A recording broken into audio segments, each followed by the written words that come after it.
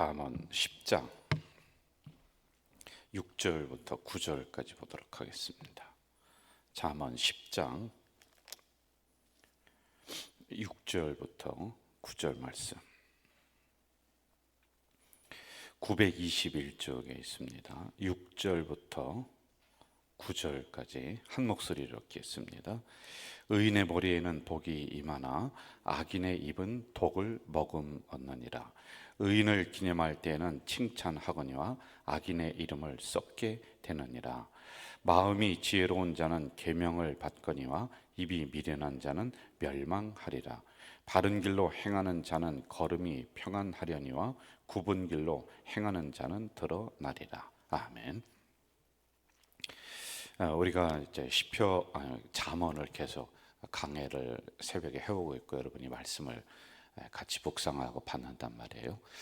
그런데 그동안 우리가 쭉 공부를 하면서 묵상을 해서 알겠지만은 어떤 한 사건이 일어난 것을 쭉 기록을 하고 하는 게 아니에요. 그러니까 무슨 얘기냐? 이야기가 있고 스토리가 있는 내용들이 아니라 한 절 한 절 어느 때는 다른 이야기들을 막 하고 있는 것 같은 이런 느낌이에요. 그래서 잠언을 강해를 목회자들이 잘 안 하려고 합니다. 왜냐하면 힘들거든요, 이게. 예를 들어서 뭐 다윗의 이야기가 그냥 계속 이어져서 나간다 그러면은 그 이야기의 흐름을 따라서 말씀을 전하면은 굉장히 쉬워요. 그런데 오늘도 보세요. 입을 조심해라. 어제까지만 해도 물질 이야기하더니 오늘은 입을 조심해야 된다. 그리고 너희의 신앙을 타협하지 마라. 인정받아라. 이런 이야기들이 주제가 각기 이제 다르단 말입니다. 그래서 이 부분을 가지고 제가 또 우리 새벽에 우리 성도들에게 여러 가지 이야기를 막 하면은 얼마나 헷갈릴 거예요. 새벽에 그러지 않아도 힘든 중에 나왔고 요즘 살아가는 자체가 막 그냥 힘든데 여러 가지 주제를 집어넣으면은 얼마나 피곤하고 힘들까 이런 생각이 이제 드는 거예요. 그래서 제가 고민을 하고 생각을 하다가 이거 내 실력 하나만 가지고는 도저히 안 되겠다. 그래 그동안 제가 책을 보면서 공부를 하고 또 설교를 준비하는 건데 그거 가지고도 또 안 되는 거예요. 그래서 제가 또 책을 이 잠언에 대한 책을 몇 권을 샀어요. 그걸 읽어보면서 우리 새벽에 나오는 성도들에게 핵심의 말씀을 딱 붙잡게 하자. 그리고 그 말씀을 가지고 오늘 하루를 승리하며 살아가게 하자라고 하는 이 생각이 이렇게 들었습니다. 제가 이 잠언을 보니까 제가 이제 목회가 한 30년 이렇게 돼요. 그런데 한 번 하다가 그만뒀어요. 그 언젠가 봤더니 2000 몇 년이야. 우리 교회 오기 전이에요. 그 왜 그런가 생각을 했더니 그때는 경험도 없었고 나이도 젊었고 그러니까 성경을 보는 눈이 깊지를 못한 거예요. 그러니까 하다가 그만뒀어요. 제가 도저히 끌고 나갈 수가 없는 것 같아요. 여러분 기도해 주세요. 그래서 하나님의 말씀을 이 새벽에 정말 잘 전달해서 한 말씀이라도 우리 성도들 마음속에 새벽에 딱 붙잡고 나갈 수 있도록 우리 성도님들도 기도해 주시기를 부탁을 좀 드립니다. 어제의 말씀 요약을 좀 한번 간단하게 해볼게요.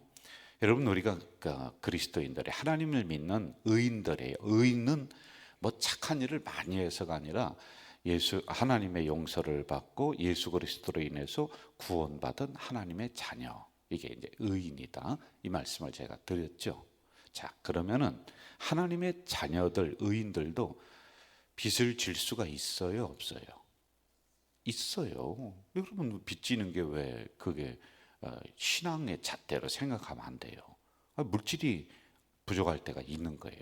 그리고 다른 사람에게 돈을 꿀 때가 있는 거예요. 자, 그런데 이런 문제를 가지고 결코 부끄러워하지 마라. 이것은요, 하나님에게 더 큰 복을 받고 더 큰 은혜를 받을 수 있는 기회가 될 수 있는 거예요. 자, 어제 엘리사에게 왔던 그 과부의 이야기 했습니다. 가서 어떻게 해요? 그릇을 빌려와라. 그릇을 빌려오는 것은 누가 해야 될 거예요? 내가 해야 될 거예요. 그리고 그릇에 채우는 것은 누가 해야 돼요? 하나님이 기름을 계속 끊임없이 공급해 주시는 거예요. 자, 그럼 여러분, 그릇은 다양해요? 똑같아요? 다양하다고 그랬어요. 그릇은 내가 사랑을 열심히 한다. 사랑의 그릇. 사랑의 그릇과 이 기름 채우는 거와 물질과 무슨 상관이 있냐?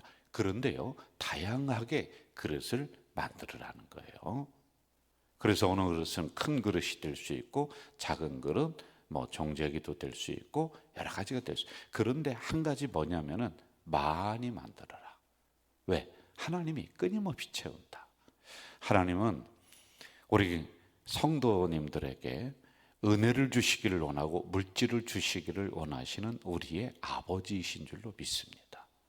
자, 그런데 왜 이게 자꾸 우리가 힘들고 부족하냐? 우리의 기름을 채워야 될 그릇들이 별로 없는 거예요.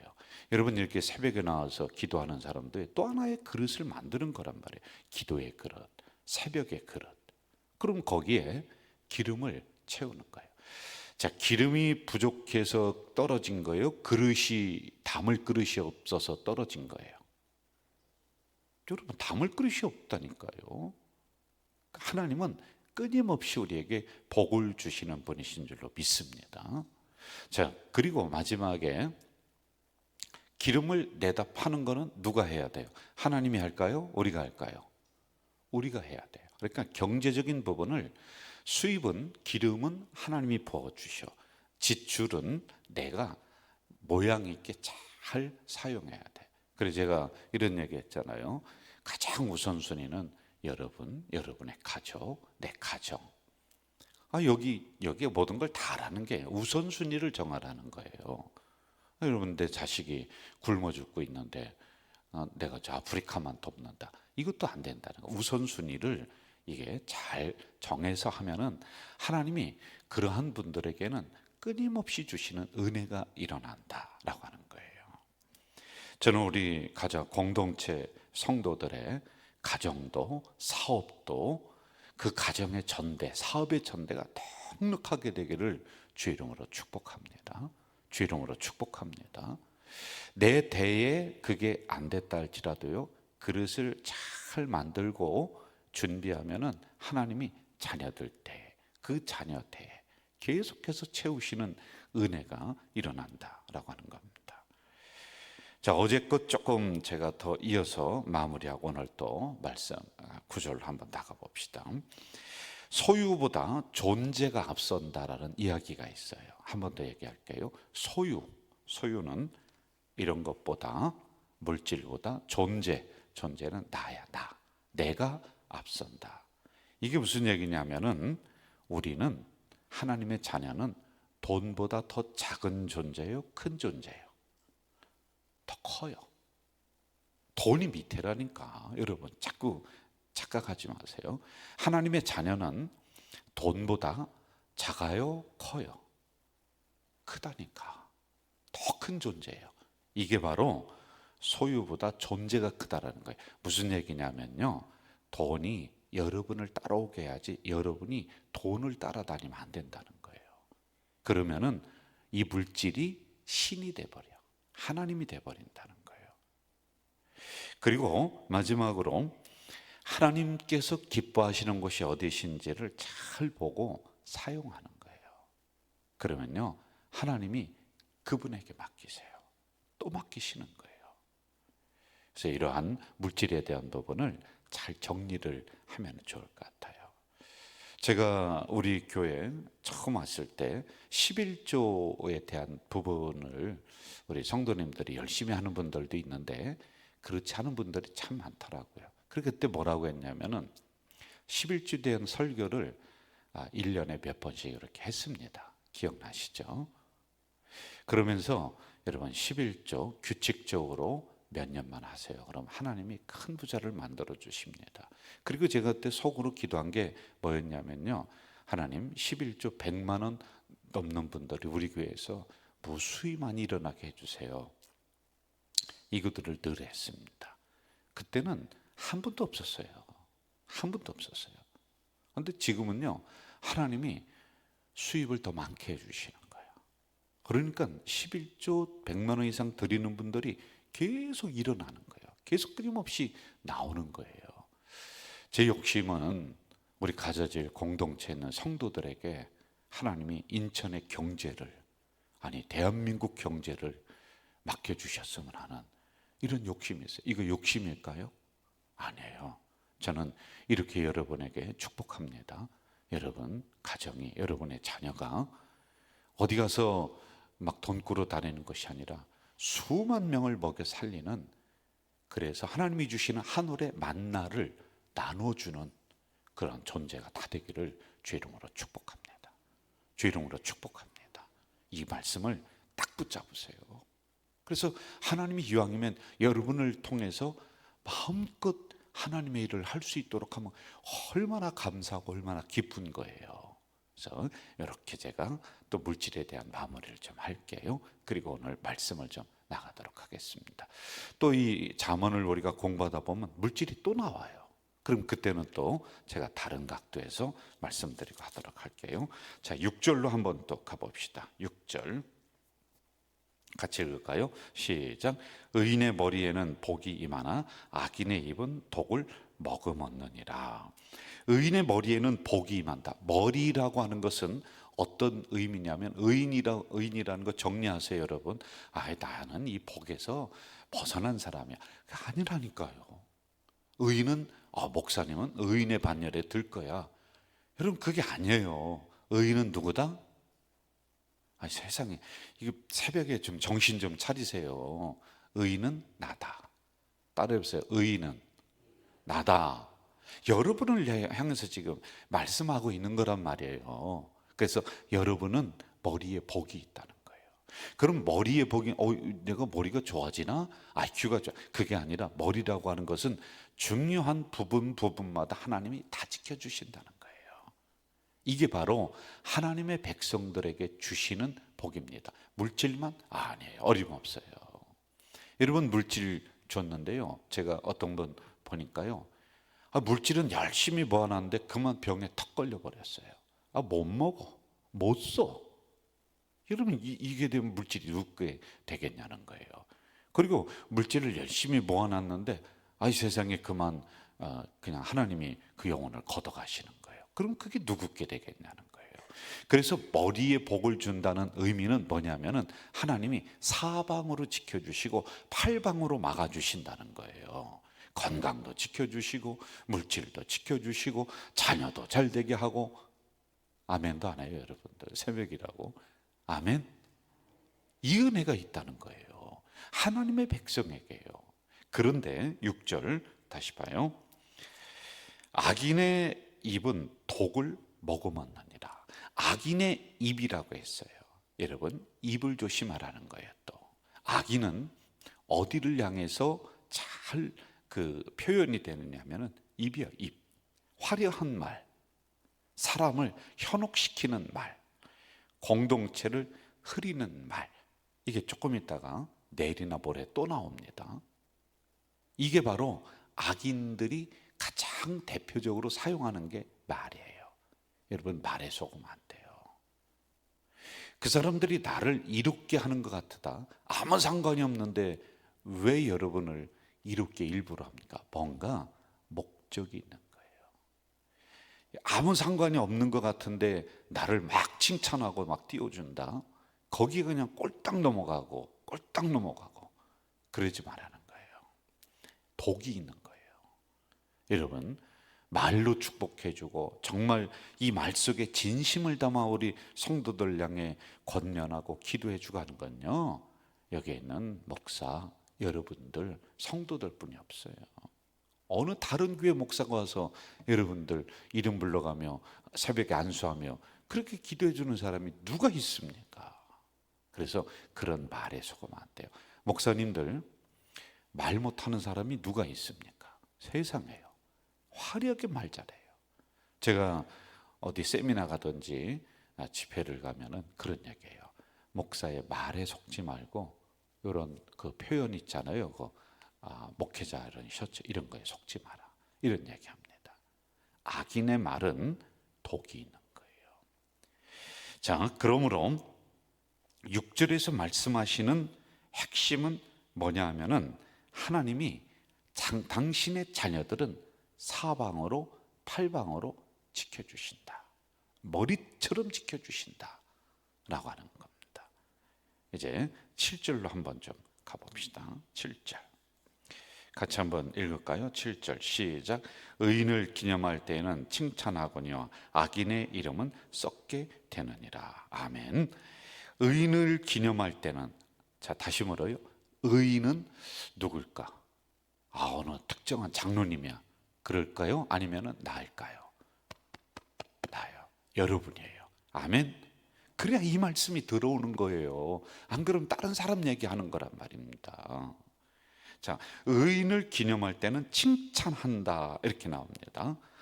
하나님이 인정해 주는, 이런 사람에게는 어느 때는 인정받지 못할 때도 있어요. 사람은 오해하게 되어 있습니다.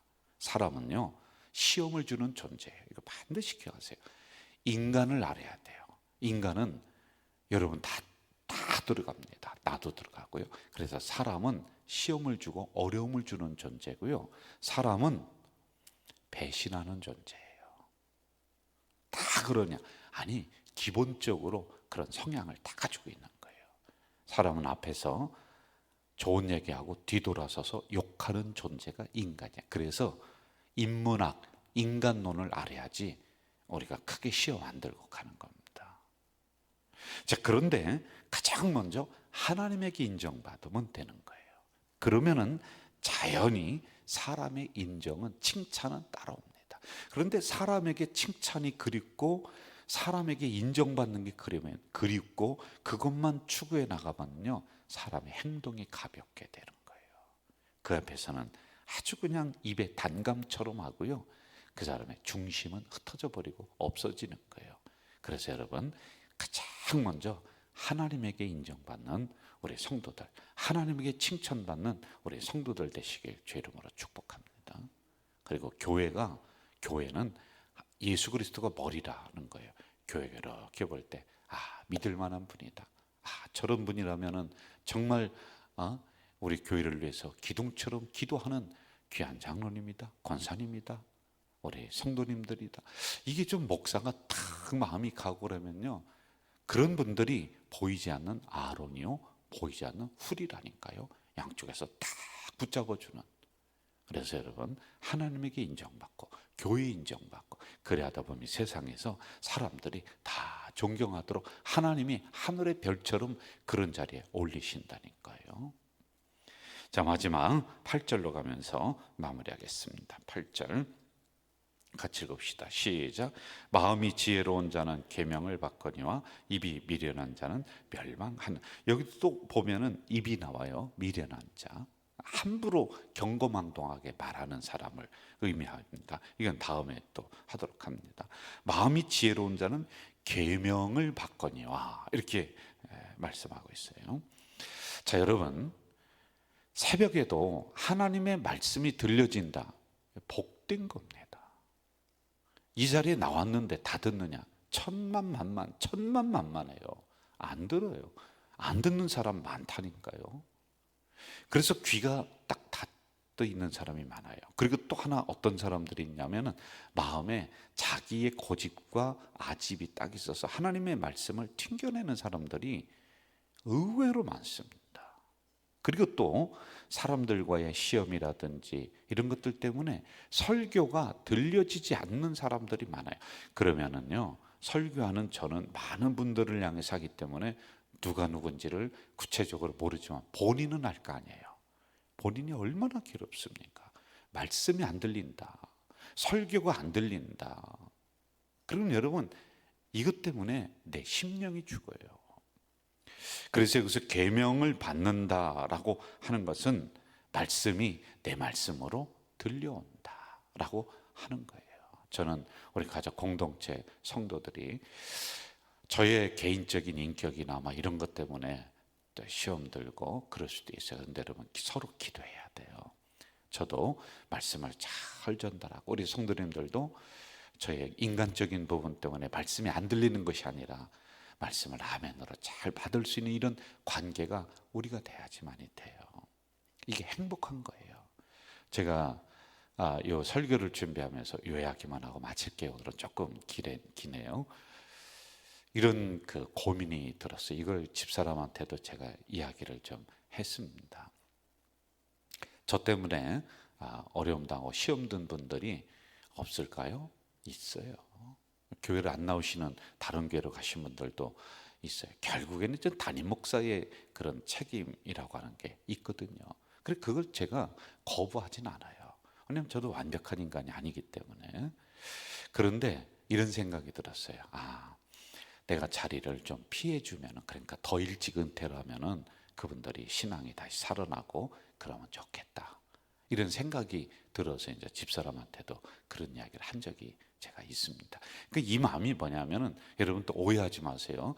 목사님이 더 일찍 은퇴한대 뭐한대, 누가 목사님 때문에 시험 들어서 안 나왔대, 어떻게 그럴 수가 있어. 그렇게 따지라는 게 아니에요. 제발. 그게 아니라 주의종들 때문에, 지도자들 때문에 말씀이 안 들리면은 그같이 불행한 것이 없다 라고 하는 것을 이야기해 주는 거예요. 누구의 잘못을 지적하는 것이 아니라, 그런 관계로 교회가 가잖아요. 그러면은 심령이 다 죽어가 나간다, 이걸 얘기하고 싶은 거예요, 여러분. 그러므로 제가 우리 주의 종들이 여기 있을 때 계명을 잘 받는, 말씀이 잘 들려오는 이런 관계들이 잘 돼야지만이 되는 거예요.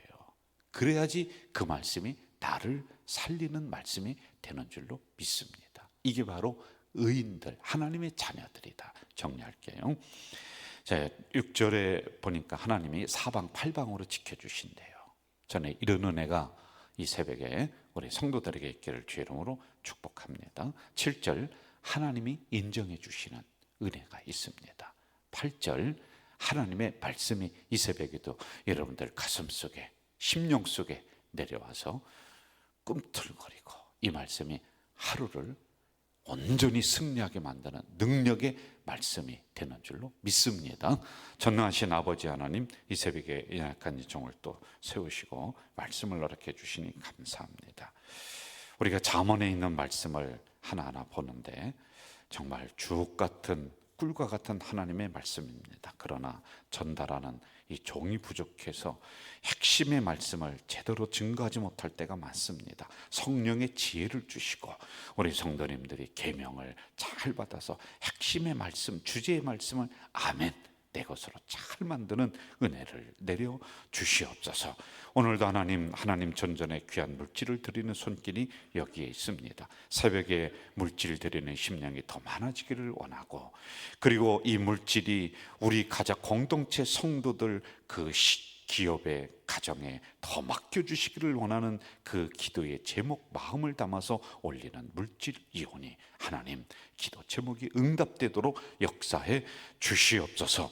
오늘도 말씀 받았습니다. 이 말씀이 나를 살리고 상대방을 살리고, 그리고 사람들에게 인정받고 사방으로 팔방으로 지켜주는 놀라운 은혜가 오늘 이 하루도 일어날 수 있도록 역사해 주시옵소서. 하나님, 우리가 다시 기도로 깨어나야 되고 기도로 다시 쓴물을 단물로 바꿔야 되는 이런 절체절명의 순간에 기도 수련회 내일부터 합니다. 항전직, 아니 어떻게 항전직만 깨어나겠습니까?